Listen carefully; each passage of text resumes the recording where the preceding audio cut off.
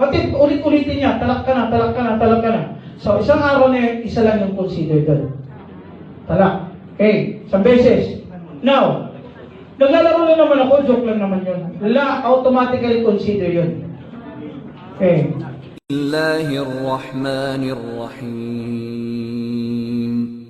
وَمَنْ يَتَّقِ اللَّهَ يَجْعَلْ لَهُ مَخْرَجًا وَيَرْزُقْهُ مِنْ حَيْثُ لَا يَحْتَسِبُ وَمَنْ يَتَوَكَّلْ عَلَى اللَّهِ فَهُوَ حَسْبُهُ إِنَّ اللَّهَ بَالِغُ أَمْرِهِ قَدْ جَعَلَ اللَّهُ لِكُلِّ شَيْءٍ قَدْرًا. What if ulit-ulitin niya, talak ka na, talak ka na, talak ka na. So, isang araw na yun, isa lang yung consider doon. Talak. Okay, isang beses.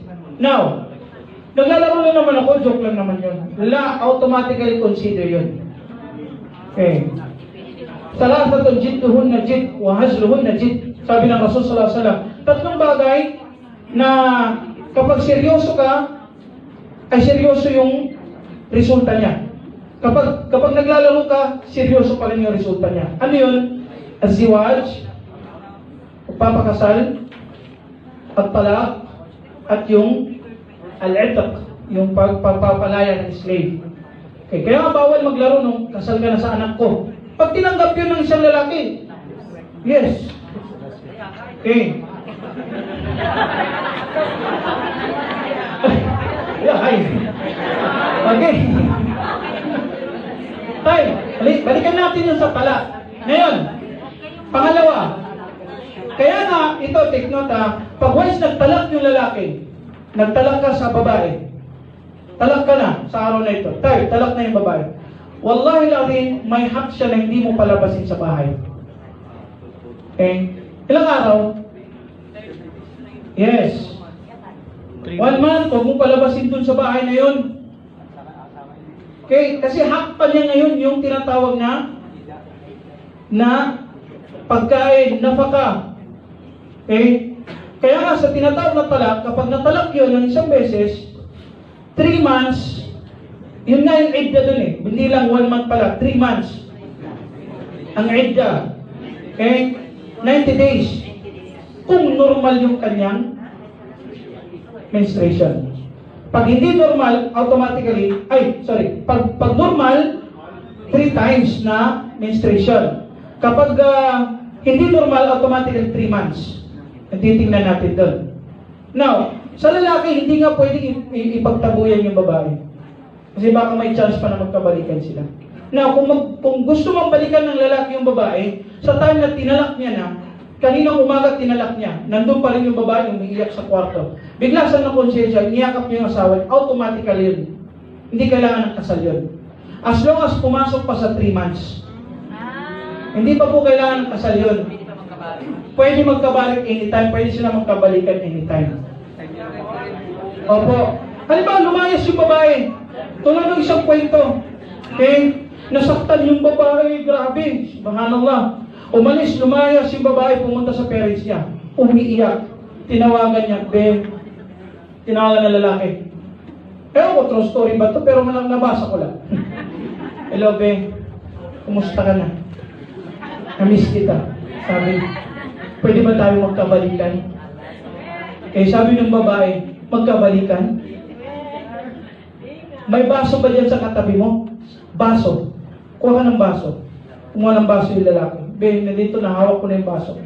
Sige niya, itapon mo, sabi niya, sa simento. Tinapon yung lalaki. Nakikita mo ba yung baso, sabi niya? Okay. Kung paano mo nakita yung baso niya, ganyan din yung puso ko ngayon. Anong? Kinikilig. Anong? Sabi ng babae, ibalik mo yung baso na yan sa kanyang anyo, babalikan kita.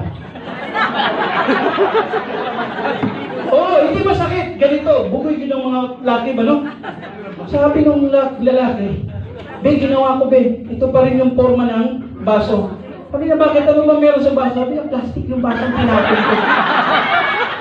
Ayun. Sabi ng babae, mamayang gabi, 6:00, sunduin mo ko sa bahay. Anyway. Now, balik tayo sa talak na issue. Balik tayo sa talak na issue. Talak. Isang beses, pangalawang beses, pangatlong beses. Kung lalagpas ng 3 months, kailangan pakasalan ulit. Okay, nandun yung shurut. Kaya halimbawa, nag-abroad yung babae, kinalak. Nag-abroad yung babae, umabot ng 1 year doon. Tapos nag-decide na magbalikan ulit para sa anak nila. Walang problema yun. Pero kailangan ng proseso ng kasal. Hindi na kailangan yung walima. Kung gusto nila magpawalima, yes, sunod na lang naman yun. As long as nandun yung mga shurut na tinatawag ng kasalan. Okay. Now, dito tayo sa case na binanggit ng kapatid natin. Ang case dito ngayon, yung babae, lumabas sa pananampalataya. Sa Islam kasi, pag ganitong case, actually, ang kasal nila walang problema. As long as ang lalaki ang Muslim. Walang problema, even if non-Muslim yung kanyang asawa. Walang problema yun. Ang kasal nila, tama. Dahil sa mga ginawa ng mga sahaba, ridwanullahi alaihim, sa panahon ng mahal na propeta sallallahu alaihi wasallam. According sa kanila, ang ahlul kitab, ang pinapakasalan ng mga sahaba. Maliban na lamang sa mga hindi ahlul kitab. Doon, ikhtilaf yung mga ahlul ilm. Alam ko lihan. Kapag ahlul kitab, ang ibig sabihin Christian or Yahud o Hudyo, ang napangasawa na lalaki, walang problema yun. Tama yung kasal nila.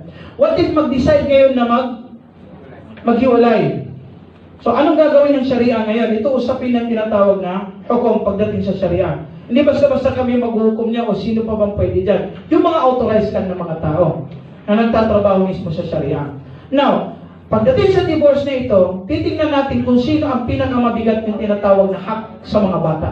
Kasi tanong doon kung sino yung kukuha sa mga bata. Dito, sabi ng mga ulama, yundar ila ahsaniddin.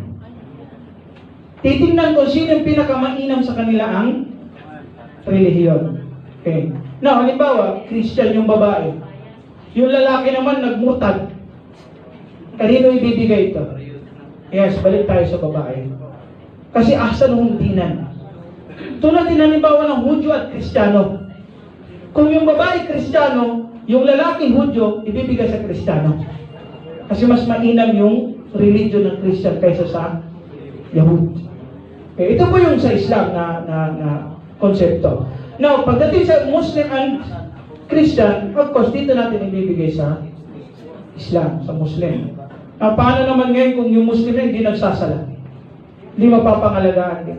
Dito, titingnan natin yung right ng babae, pangalawa sa tinatawag na kabahan. Kasi walang religion yung lalaki mapapariwara din. Okay. Titimbangin ng Sharia. Alam ko yan, mahaba yung usapin doon, pero yung may right doon, sa tanong na natin brother, yung lalaki. Bakit? Ahsanuhum dinan, pinakamainam sa kanila ang religion. So titingnan natin doon pa rin sa Muslim. Wallahu a'lam.